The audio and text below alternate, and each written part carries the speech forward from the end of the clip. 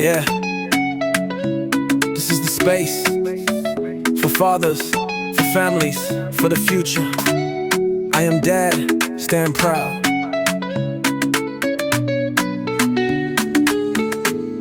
Yeah, I am dad, standing strong, raising voices where we belong. For the children, for the love, guided by the strength above. Safe space where the fathers meet, stories flow with the steady beat. From the pain to the joy we share, every voice is welcome here. Lord, I am dad, we rise together, building love that lasts forever. Community strong, our hearts are true, Father shine in all we do. Welcome to I Am Dad Podcast. I'm your host, Kenneth Braswell, and we're back for another exciting, innovative episode. And I brought my friend Greg back because I told you we had a part two. If you have not listened to part one, where we talked about faith, responsible fatherhood, and youth and boys, it was just a great, incredible conversation. But I did not want to leave his presence without talking about this. There's a lot of conversation, there's a lot of movement, there's a lot of stuff out there right now today about Black fathers. I do a lot of writing about it. People have kind of sunk into it, talking about it. There's a lot of literature, there's a lot of research, there's a lot of, 15 years ago, none of this stuff existed. Right. There's podcasts, there's books. Everybody I know is writing a book about Black fathers. They're doing a podcast. Blackity black, black, black, black, we all over the place. What I wanted to bring Greg to the space too is because I know he does a lot of work in cultural competency, talking about race.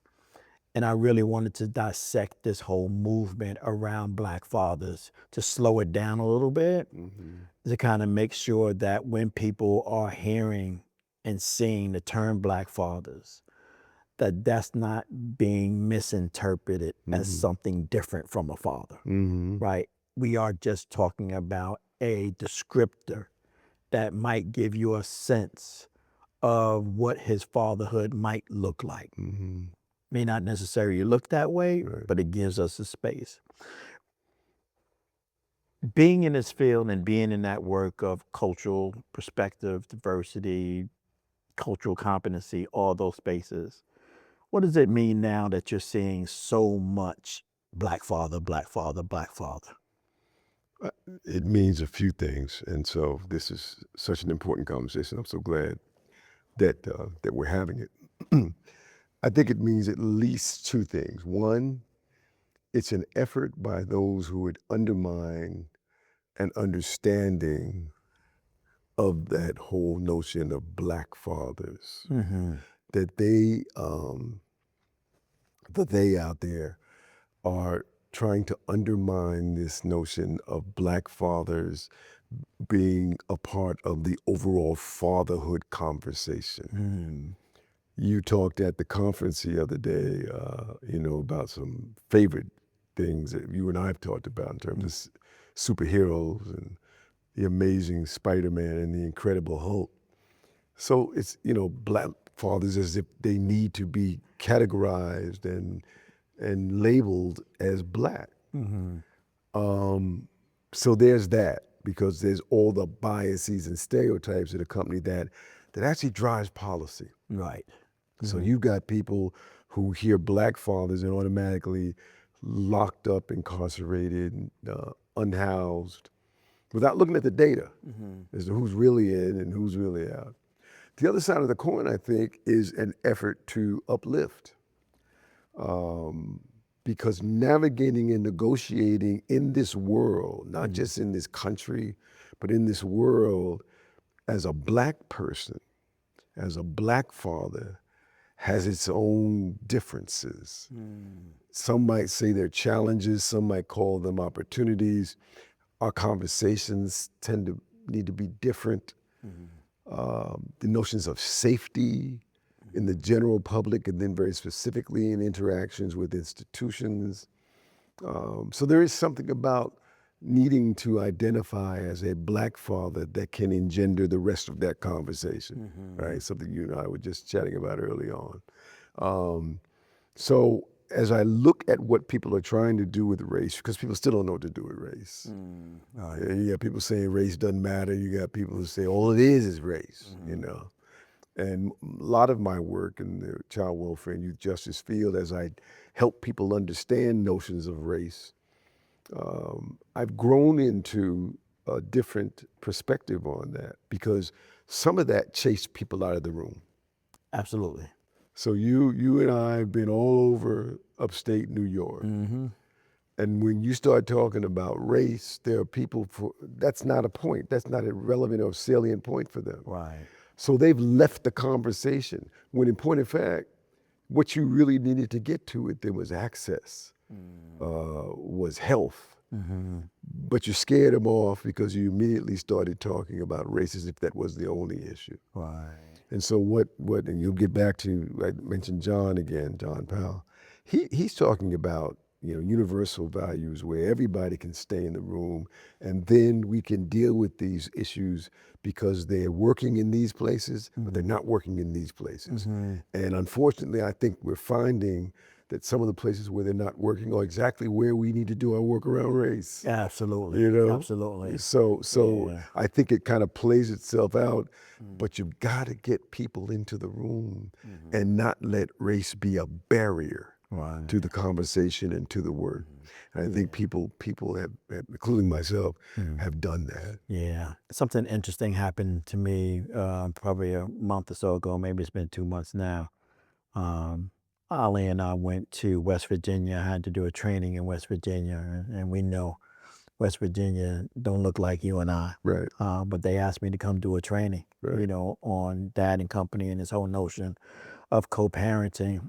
And Ali and I did this film back in 2014 called Dark Hearts. Okay. And it was about a black couple, father and mom, who were at odds and in differences, but there was this black child in the middle. And we did something really unique with this film because it kind of used two things that I've always wanted to do in film and got a chance to do both of them in the same film. Because I've always wanted to do a black and white film and I've always wanted to do a silent film. Okay. And so it was both black and white and silent. And we showed it. And before I showed it, I kind of thought about, wow, I wonder how this is going to resonate with this crowd because the couple is black and the audience outside of me, him, and I think one other person was not. And after it was over, you can hear a pin drop in the room. And when I asked, just give me one word to describe what you saw, not one of those words had anything to do with race. They saw exactly what they saw. Hurt, confusion, control, pain. Someone said triggered, blah, blah, blah, all those kinds of things. And so to your point, like there is a way to universally have a conversation, but allows everybody to find their own space in it. Yeah. So the question that I wanted to ask you though, in terms of the usage of the word in and of itself, black father, does that make people believe that when we say it, that we're monolithic? I think it makes people believe that. And it's been, the journey to help people understand there's as much variance, if you want to call it diversity, as there is in any group. As we navigate this society, which is still struggling with racism, there are things that we deal with that other groups don't have to deal with in the same fashion. But for people to presume that because you say black, that it's a monolithic kind of thing, that all black fathers are the same, that it's an injustice to black people, to black men, to black fathers, as it would be for any other group. Okay. Right? Okay. You don't see that kind of descriptor, or you don't get that kind of response if you say white father. Right. Or white mother. Right. It's a very, very different response, I think, that you get. I'm trying to, when I see it sometimes, so there's a piece of it that I get, right? Which is, we've been telling people for so long that you're not hearing us. Mm-hmm. You don't see me. Mm-hmm. And so we've been extracting from the fatherhood conversation what's happening with all fathers. We extracted what we believe is happening to Black fathers. Mm-hmm. And our thing is, we need you to read this page of the book. You keep flipping by this page of the book. Mm-hmm. We need to raise this page of the book. Yeah. And I think so some of it was trying to empower the narrative. You and I have heard this. You and I used to go to Louisville, Kentucky, to Right. the Rumble, Young Man Rumble. And there was a lot of conversation and a lot of terms that we used, right, to rally ourselves around this whole notion of being able to uplift, particularly Black men and boys, Yeah. Black fathers. Sean Dove used to always say, "We are the people. We are the people we've been waiting for. The Calvary is not coming to see us, or the Calvary is not coming to save us." I'm sorry. Right. Is this the Calvary? I don't think there is a Calvary. See, now when I said that, everybody got mad at me. Really? Yeah. I don't think that. No, I don't think there. I think a couple of things about that. One,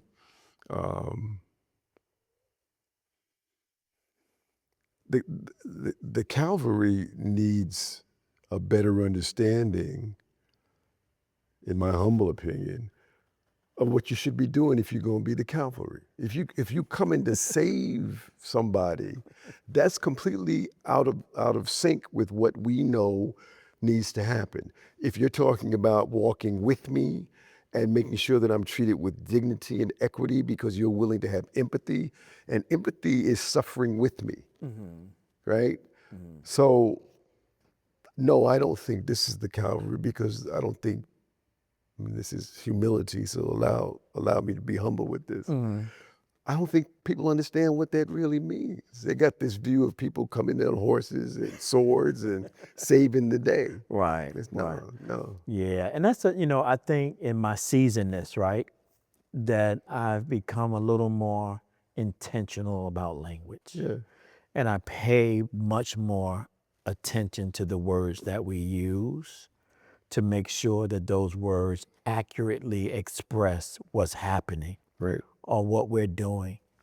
And so it breaks sometimes people's love affair with the term. Yeah. Takes a whole village to raise a child. Calvary's not coming to save us. And we romanticize around these things, but we never take time to extract whether or not this is really hitting the point that we're trying to hit. So that when you go out and say these things, you do leave people somewhere, okay, that was a nice chant, but what does that mean? Like, how do I take that and actualize that? Yes, Like, what does exactly. that look like for me?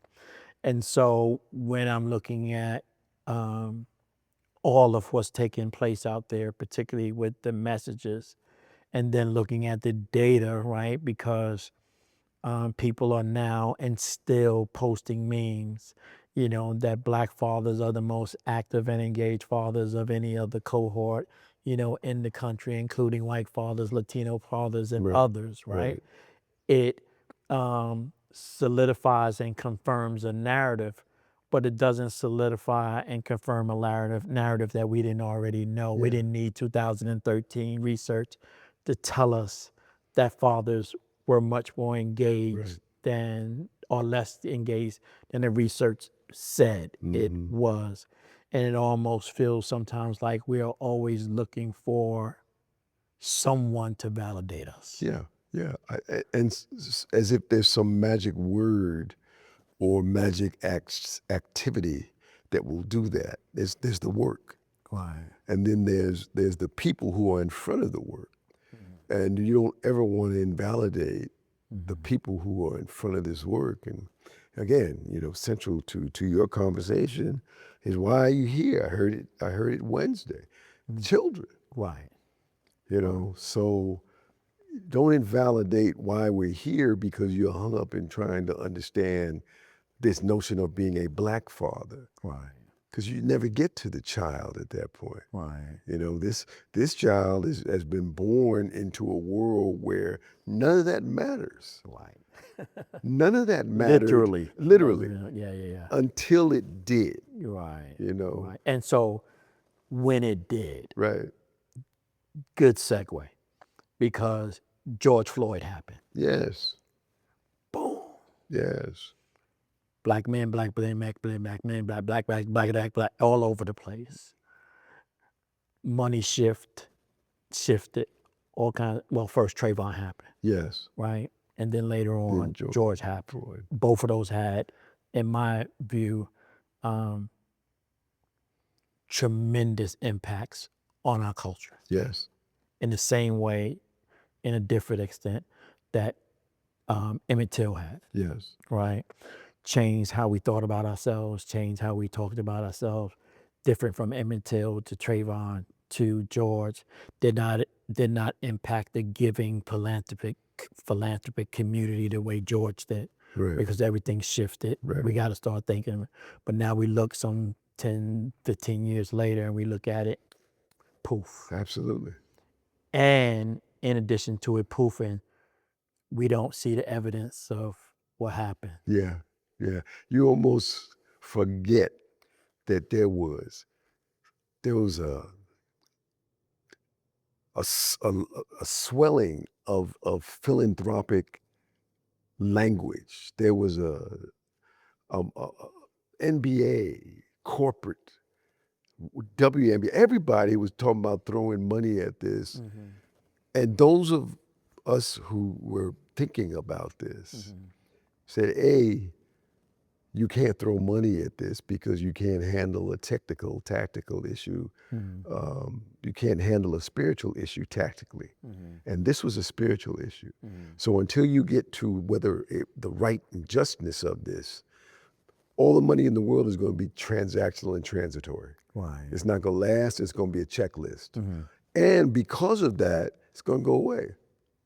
Right. So we predicted this. I was trying to tell people there's a window closing here. And until, you figure out what you want to do with all of this philanthropic, goodwill that's coming, that really will result in substantial change. So there's never another George Floyd. It's all just talk. Yeah. My thing was the philanthropic community did not have a infrastructure to invest in. No, you have a strategy. It had an idea to invest in. Yeah. Those are two different things. Yes. It seems like every time something happens, we put heavy investment into an idea and it does not impact infrastructure because we don't take the time to continue to build infrastructure. So real money means real things in terms of solidifying who you are. Now, there's somebody who's listening to you and I and they're saying, so they just hating. Yeah. You know what I'm saying? Why everybody got to have something bad to say? Why they can't just be thankful for what we have? Why they just can't? Why they always got to be, somebody? You know what it remind me of?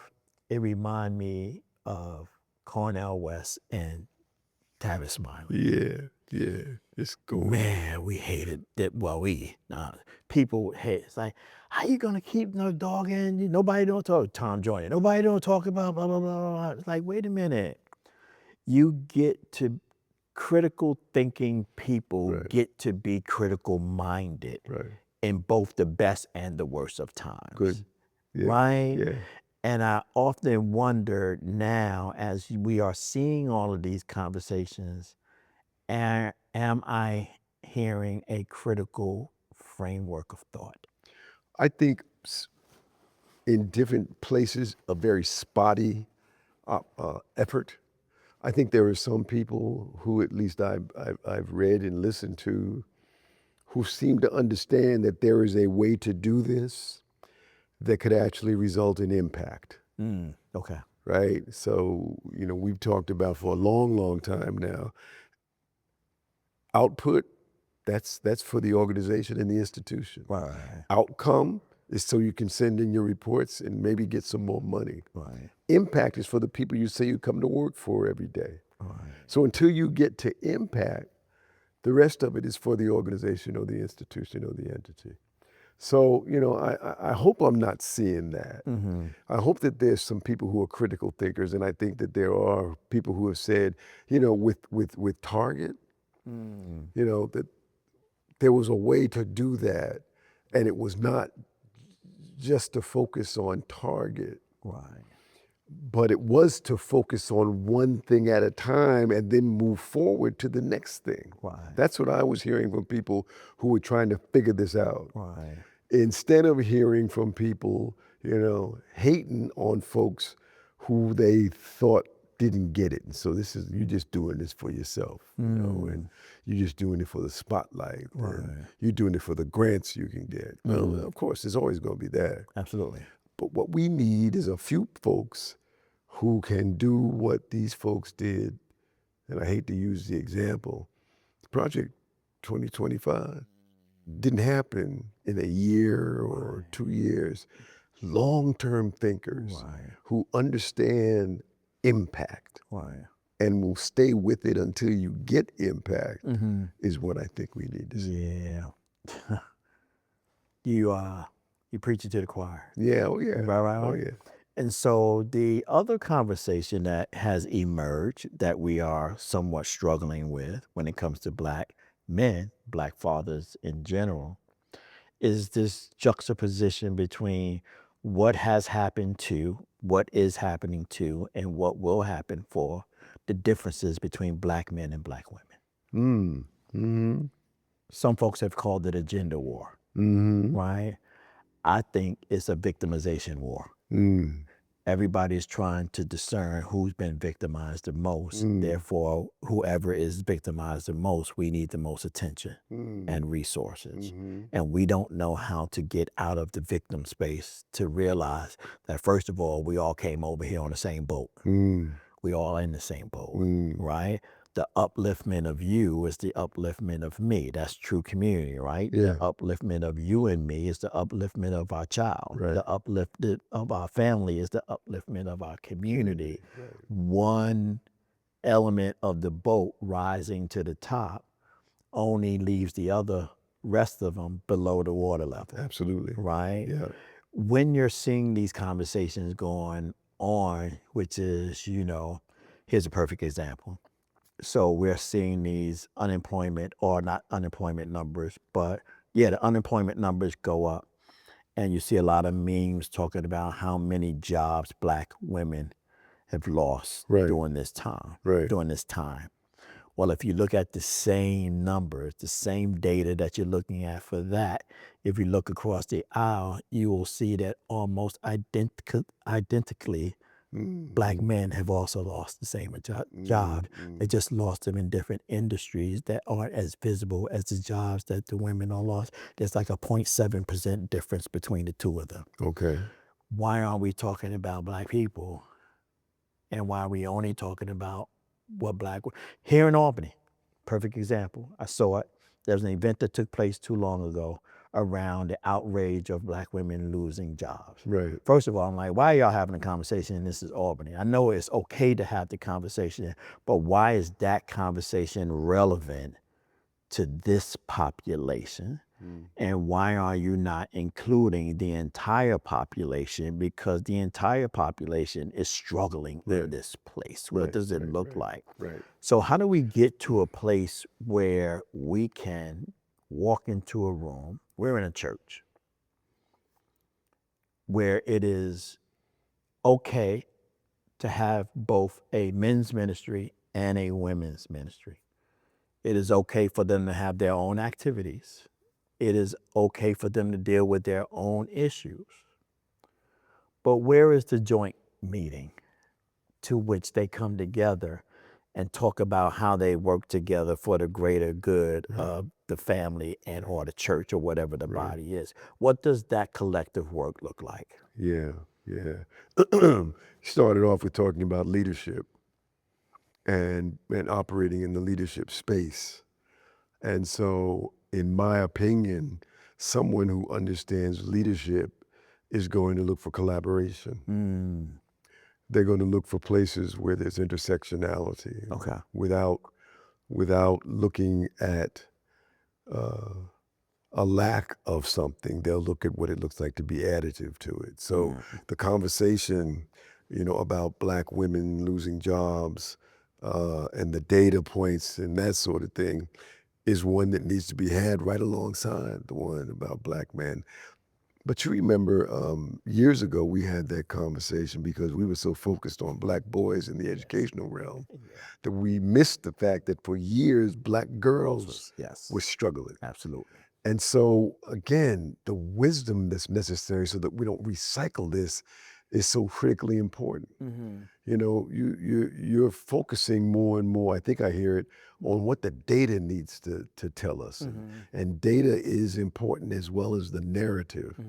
So we've got to find a way to integrate this so that we don't miss and fall prey to this kind of narrative that says, well, you're more of a victim than I am, and therefore, et cetera. Now, people get into situations differently, right? This situatedness, that's the work that we're doing now. And yes, people are situated differently, but you won't know that until you get there, until they're at the table, until you talk about co-creation, and until you figure out where it's not showing some success. Why? But in the meantime, again, universal values say if women were in fact losing jobs at a higher rate than men, the universal values should have said, well, what's the data showing us? And where do we need to go to have that different conversation? Right. But we weren't. We were focusing on that age-old, let's pit, that sound like something, doesn't it? You started off talking about that slave mentality. Absolutely. It sounds a lot like that. And so you can't, separate that stuff. I mean, we gotta, who was it that said that a history forgotten is a history that perpetuates himself to continue to fail yourself or something like that. It's probably taking a long way to that. But it's just like sometimes I just feel like we're not learning, right? So, if you go back to all of that stuff, you're talking Black Girls Rock, My Brother's Keeper, is Stewart. Why am I forgetting her name? So many of our young brothers and sisters have lost their lives. Young lady that was killed in Memphis, Breonna Stewart. Then you got Trayvon, and you got George Floyd, and then you got all of that stuff happening, and then you got now you have Black women and Black men, and you got this stuff going pinging back and forth, Right. and it's kind of like we can't find a settlement. And I often wonder, where is, we talked earlier in another conversation about the Calvary, right? It's coming to save us, Right. the optimal word to me in that is us, right? That's key. Is the Calvary coming to save me, Right. or is the Calvary coming to save us, everybody in the room? From a leadership perspective, right, that is something else that we're looking at too, and we're looking at across the country. Leadership, I would say, leveling itself out, right? Just as many, if not more at this point, more women in high-level leadership positions across the country, especially politically. And men to a certain extent too, but not as, I think I think it's leveling out. And I often wonder when I look at the last presidential election, and for whoever you liked and whoever you voted for, that's on you. It ain't got nothing to do with nothing. But when you look at the after narrative, why didn't Black men show up more for the sister? And it's like, they did, right? How come you're not chastising the other community? Again, look at the data.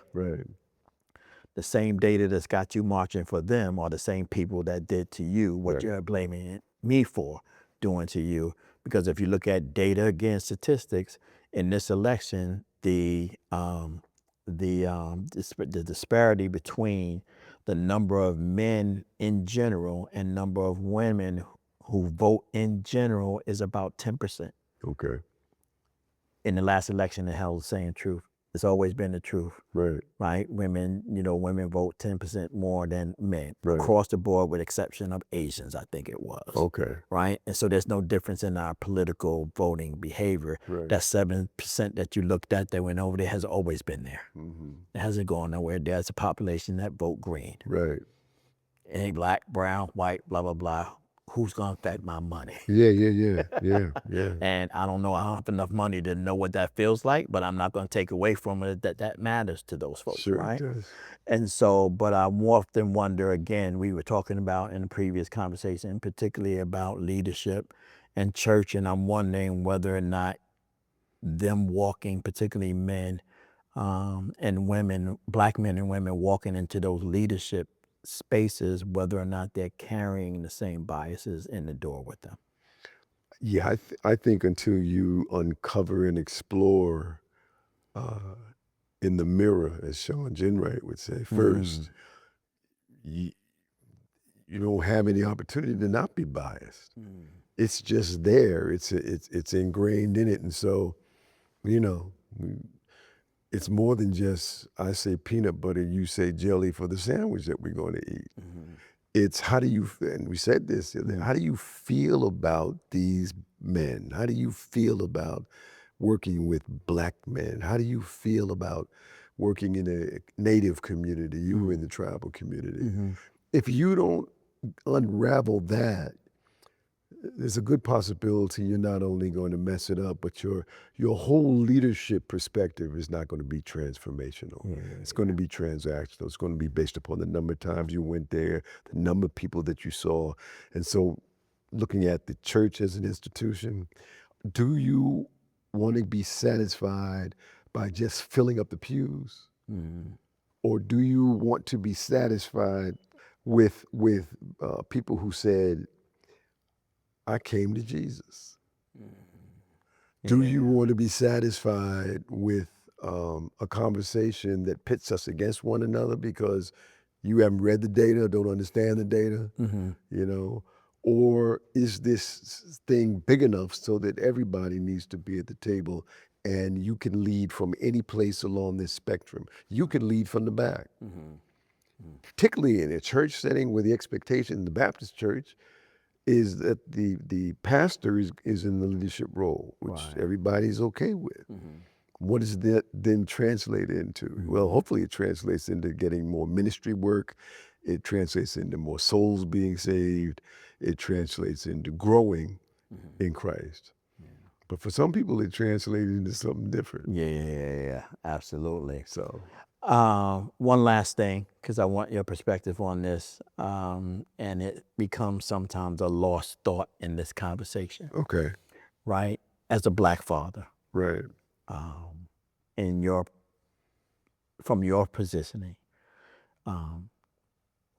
Kayla, you raised a black girl. From a black father's perspective, what did you do in her rearing outside of modeling your behaviors? So she's an anomaly. right, with you, right? Right. And with the culture, she's like Nzinga to a certain extent. Yeah. Right? It's hard for her not to, because she was embraced by That's right. understanding. Even her name said to her, I am this, before she even stepped into the world. But when you think about black fathers in particular raising black girls, how is the narrative, and what should the narrative look like when you are trying to express to them both the importance of her race and her gender, and then those two things combined? Interesting, very interesting. Partly because of her doctoral work, which is kind of that space. She differentiated between womenism and feminism, one of which is very much oriented to black women, and the other is very much oriented to white women. Wow. And what that looks like in terms of a connection to social organizations that help form social identity. So one of the things we did was to make sure she had a collaborative community around her that enabled her to see herself from a lot of different perspectives, Okay. right? So it wasn't just us trying to do this, and it wasn't just our blood relations, but it was here and even out there. As long as you have some discernment about what you're hearing, which you guys, there's a teaching proposition here, right?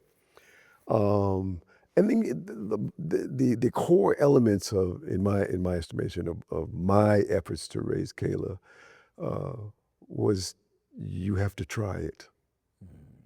If you try it, then there's a possibility that you'll be something exceptional, someone exceptional. If you don't try it, you will never know. Right. And so she was able to do some things, and Zinga did the same thing, get out there on the track and compete against people, who might beat you, Right. but you might also beat them.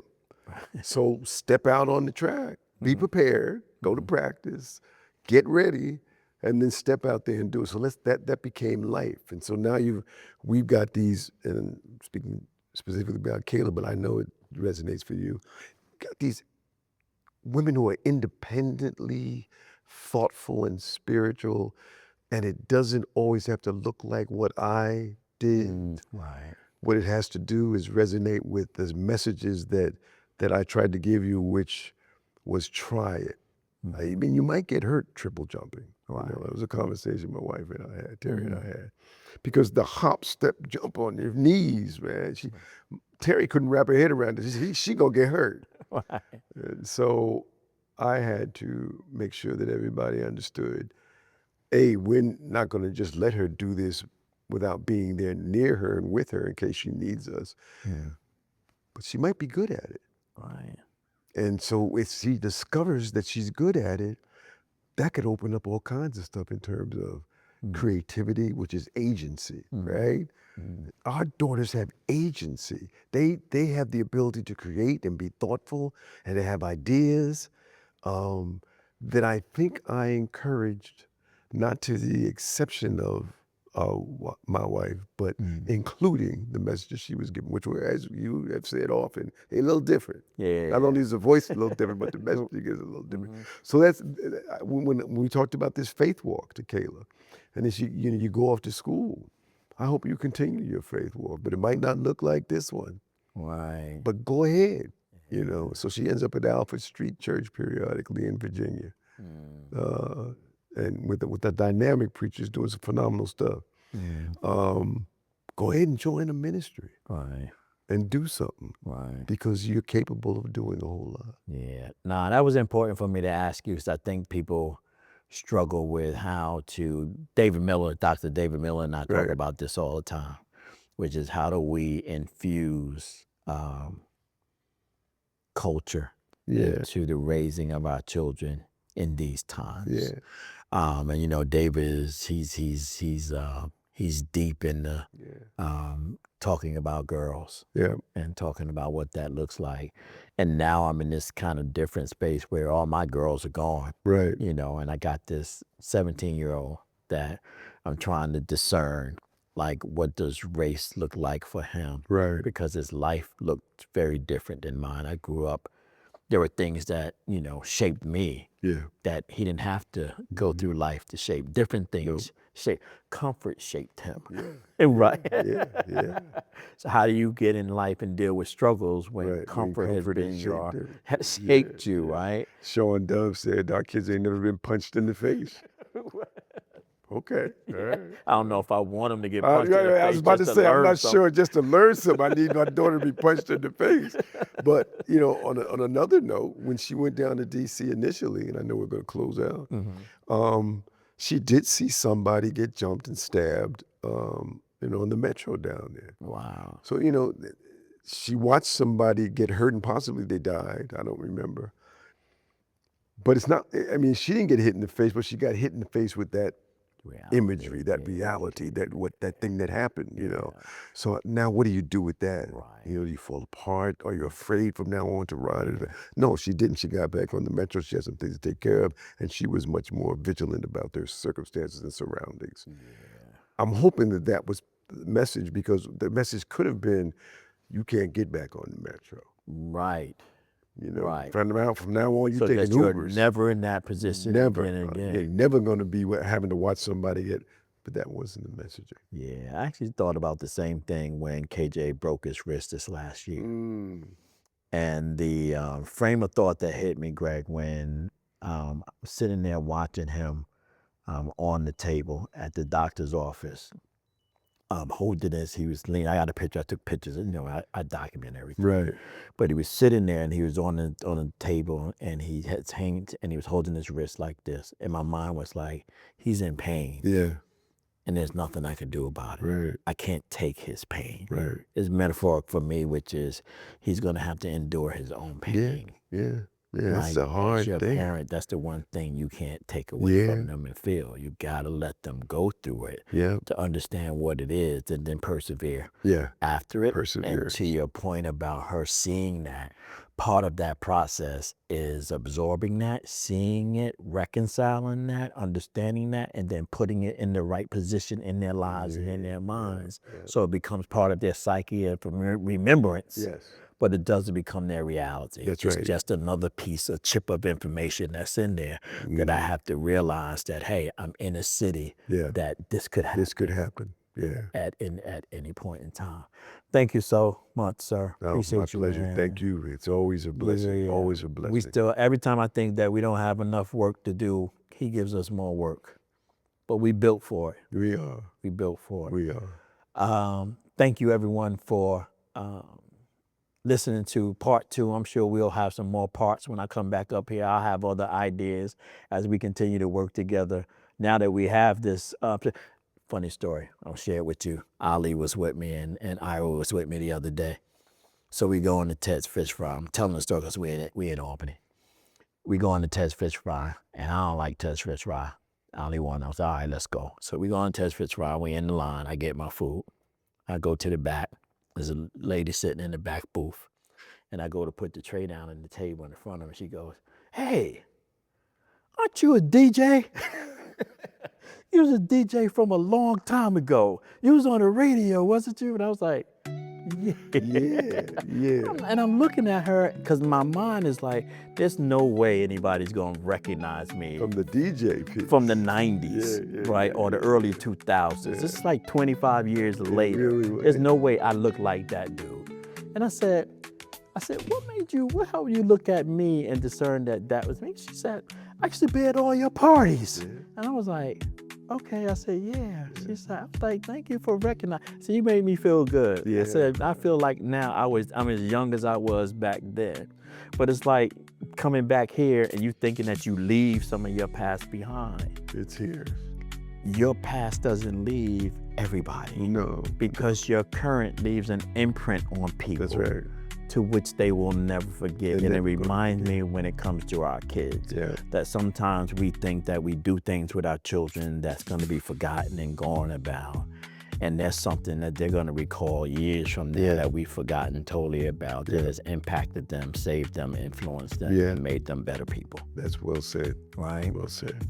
Thank you for following us. Thank you for watching I Am Dad podcast. Always be kind to others as you're kind to yourself, or you might find yourself by yourself. Always shoot high for your goals, because even if you miss, you'll be amongst the stars. And that's my good friend and Art Mitchell used to always say, Kenny, it's nice to be important, but it's much more important to be nice. Until next week, be good to yourself, be safe, God bless, and peace out. Who we do it for the children, who we live it for the vision, who we stand with now, with each other. Say it loud, say it proud. I'm Dad, or I am Dad. The journey's clear. Voices of fathers the world will hear. Hope and strength in all we do. I am Dad, and so